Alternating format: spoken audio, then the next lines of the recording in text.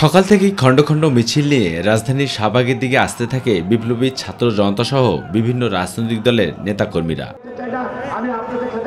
এ সময় মুহুর্মুহু স্লোগানে আওয়ামী লীগকে নিষিদ্ধ করার দাবিতে প্রকম্পিত করে তোলা হয় শাহবাগ চত্বর। দুপুরের পরপরই পুরো এলাকা জনসমুদ্রে পরিণত হয়। গণজামায়াত কর্মসূচিতে সবার মুখে একটাই দাবি, নিষিদ্ধ করতে হবে আওয়ামী লীগকে। বাংলাদেশের 18 কোটি মানুষের দাবি, অনতিবিলম্বে আওয়ামী লীগকে বাংলাদেশে চিরতরে নিষিদ্ধ করতে হবে। যদি নিষিদ্ধ না করে, যদি আমাদেরকে জীবন দিতে হয়, তাহলে আমরা স্বেচ্ছায় এর জন্য জীবন দিলে দিব ইনশাআল্লাহ। যারা হত্যার সাথে জড়িত তাদের বিচার করার আগ পর্যন্ত হেফাজতুল ইসলাম, জমিয়ত উলামা ইসলাম বাংলাদেশ তারা রাজপথে থাকবে। এই দেশে আওয়ামী লীগের রাজনীতি করার কোনো অধিকার নাই। এই ফেসিবাদ যেন এই দেশে আর পুনরায় ফিরে না আসে।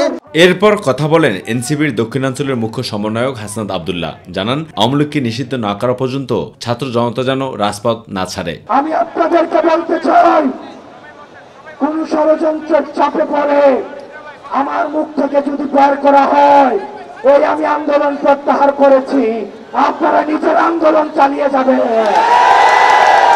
আওয়ামী লীগ নিষিদ্ধের ব্যাপারে দ্রুত সিদ্ধান্ত নেওয়া না হলে 5 আগস্টের মতো ভয়াবহ পরিণতি হবে বলেও হুঁশিয়ারি দেন হাসনাত আব্দুল্লাহ। এটা নির্দিষ্ট কোন রাজনৈতিক দলের আন্দোলন নয়, এটা হচ্ছে ফ্যাসিবাদ বিরোধী জাতীয় ঐক্যের একটি আন্দোলন।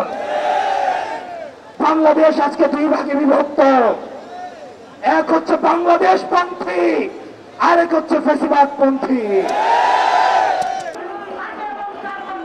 আলোচনা কিংবা সমালোচনা যেটাই হোক না কেন, আওয়ামী লীগের রাজনীতি নিষিদ্ধ করতে হবে।